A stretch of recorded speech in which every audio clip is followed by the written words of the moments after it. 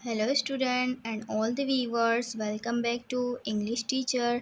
English teacher की जानिब से आप सब के लिए फ़िज़िक्स से रिलेटेड हमारा आज का लेक्चर है जो कि यूनिट नंबर 3 से लिया गया है। यूनिट नंबर 3 का नाम डायनेमिक्स है। और स्टूडेंट अब तक हम हमारे इस चैप्टर से रिलेटेड काफ़ी सारे टॉपिक्स को कवर अप कर चुके हैं। आज हम बात करेंगे यूनिफॉर्म सर्कुलर मोशन के बारे में। तो स्टूडेंट इसी टॉपिक को डिस्कस करने से पहले ठीक है, मैं आपको बता दूं कि इस टॉपिक के अंदर हम क्या क्या कवर करने वाले हैं। आज की इस वीडियो में मैं आपको कवर करवाऊंगी सेंट्रीपिटल फोर्स के बारे में और सेंट्रीफ्यूगल फोर्स के बारे में। और ये एक हमारी वर्क एग्जाम्पल है। मैं कोशिश करूँगी कि अपनी इसी वीडियो के अंदर इसको भी शामिल कर लूँ।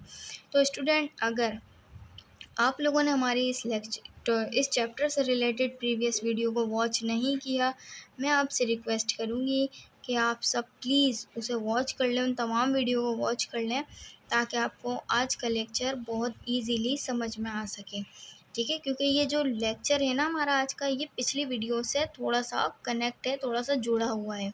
ठीक है, तो अब हम बात करते हैं यूनिफॉर्म सर्कुलर मोशन के बारे में। यूनिफॉर्म सर्कुलर मोशन का मतलब ये है यानी एक ऐसी हरकत या एक ऐसी मोशन, ठीक है, जो कि एक सर्कुलर पाथ पर यूनिफॉर्मली मूव कर रही है, यानी यूनिफॉर्म मुस्तकिल हालत के अंदर वो क्या कर रही है, मूव कर रही है, उसे हम कहते हैं यूनिफॉर्म सर्कुलर मोशन। जैसे कि लाइक एग्जांपल आप एक बकेट को ले लें। ठीक है, आपके पास एक क्या है, बकेट है। आप उस बकेट का हैंडल पकड़ लें और हैंडल पकड़ने के बाद आप उसे पहले हिलाएं, अपने हाथ से हिलाएं। ठीक है, आप देखेंगे कि आप उसे हिला रहे हैं, हिला रहे हैं, हिला रहे हैं। जब वो हिलती रहेगी, वो कभी बैक होगी, कभी फोर्थ होगी, बैक एंड फोर्थ वो मूव करेगी। फिर एक वक्त ऐसा आएगा कि आप उसके हैंडल को आप नहीं हिलाएंगे, बट वो क्या करेगी, ऑटोमेटिक उसी डायरेक्शन में, उसी मोशन के अंदर वो मूव करेगी। तो ये कहलाती है हमारी यूनिफॉर्म सर्कुलर मोशन। ठीक है स्टूडेंट, अब हम बात करते हैं हमारी सेंट्रीपिटल फोर्स के हवाले से।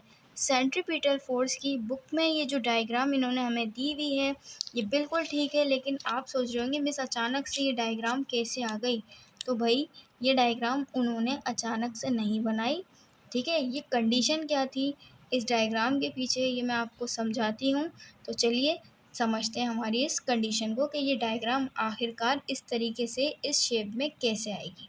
चलें स्टूडेंट, हम फर्स्ट करते हैं यहाँ। ठीक है, यहाँ इस पॉइंट पर और इस पॉइंट पर। ठीक है, आप सोच रहे होंगे कि मिस ने ये 4 नुक्ते क्यों डाल दिए।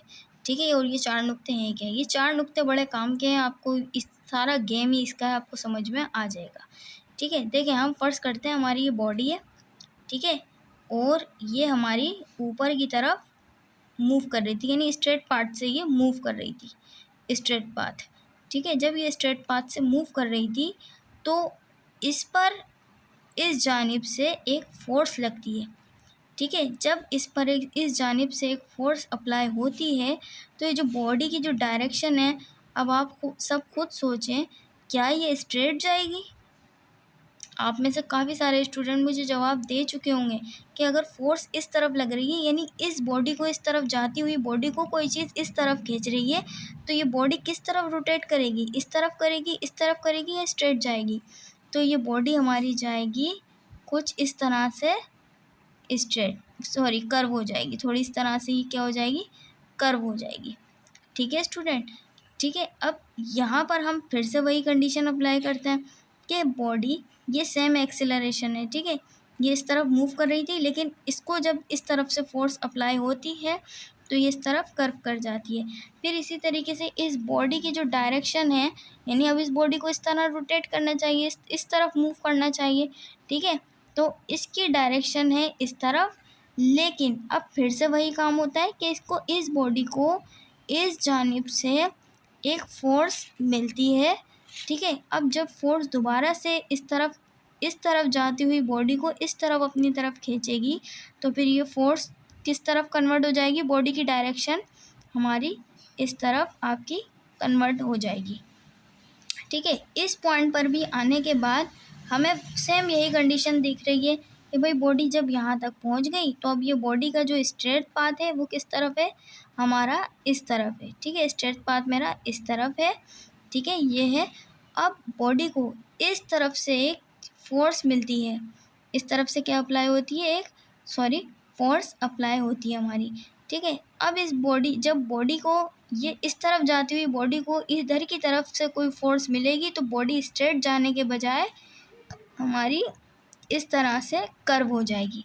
जब बॉडी इस पॉइंट पर पहुंचेगी तो इस पॉइंट पर भी यही कंडीशन अप्लाई होगी कि बॉडी की जो डायरेक्शन है वो स्ट्रेट जाने के बजाय कहाँ चली जाएगी, इस यहाँ से फोर्स जब इसे मिलेगी, प्रोवाइड होगी, तो ये वाली फोर्स क्या करेगी, इस बॉडी की डायरेक्शन को सीधे जाने के बजाय इस तरफ यूं कर्व कर देगी।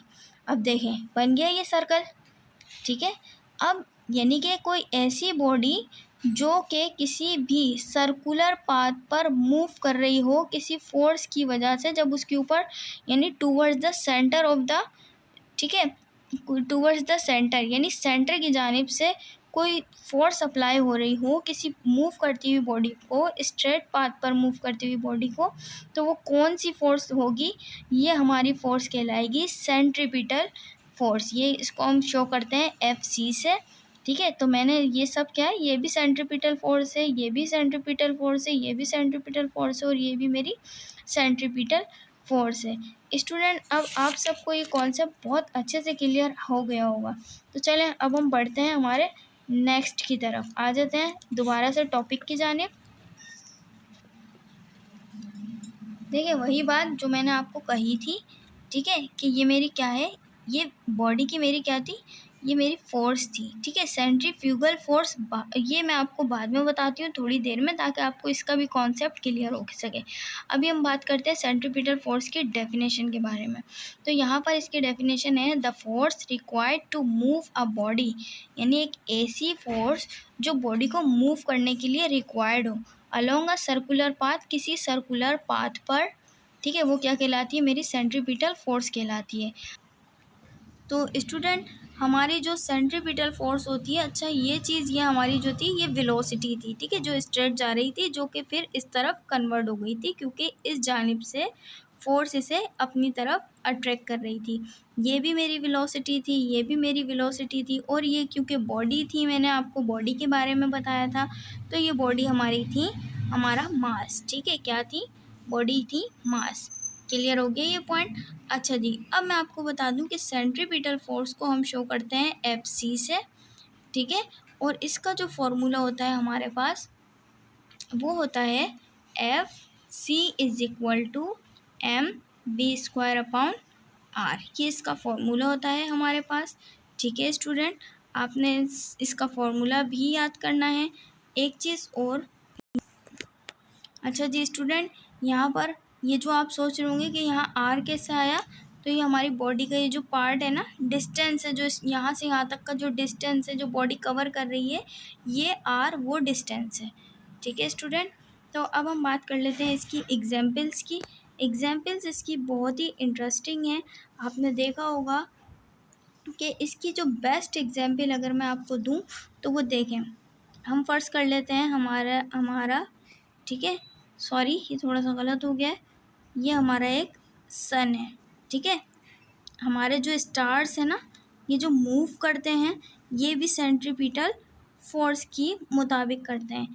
ये हमारा बड़ा सन है, यहाँ मैं S लिख देती हूँ, ठीक है, और ये हमारी ज़मीन है।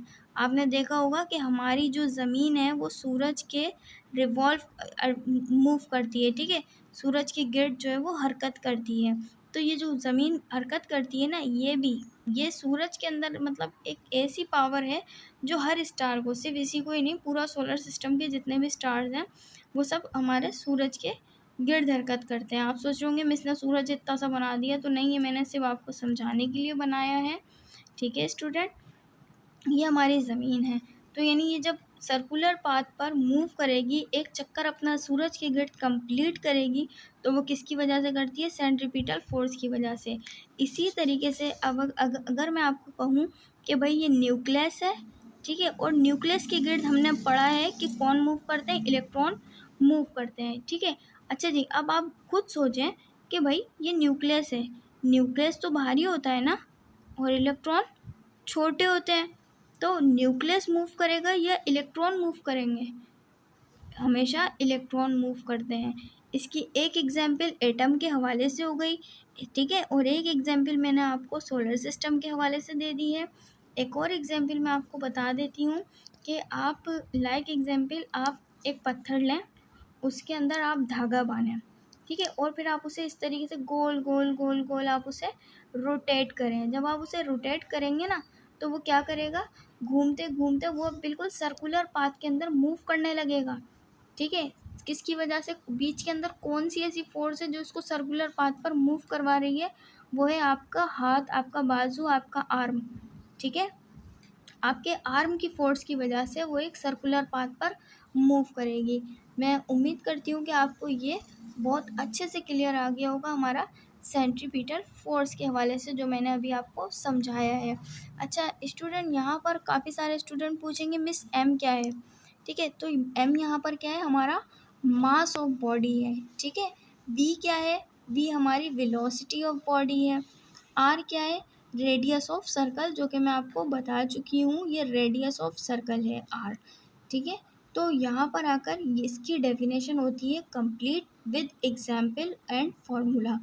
आगे चलते हैं हम इसकी वर्क एग्जाम्पल की जानिब। स्टूडेंट, वर्क एग्जाम्पल जो है हमारी, जो कि सेंट्रीपिटल फोर्स से रिलेटेड है, इसको अब हम सॉल्व कर रहे हैं।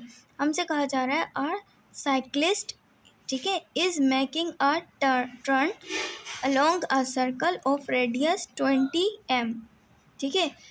यहाँ पर हमें रेडियस की बात कर दी है, यानी रेडियस हमें कितना गिवन है, 20 m। यहाँ पर मैंने r is equal to 20 m यहाँ पर लिखा हुआ है।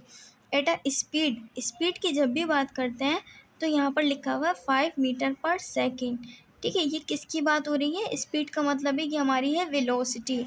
तो वेलोसिटी मुझे गिवन है 5 मीटर पर सेकेंड। फिर हमसे कहा जाता है if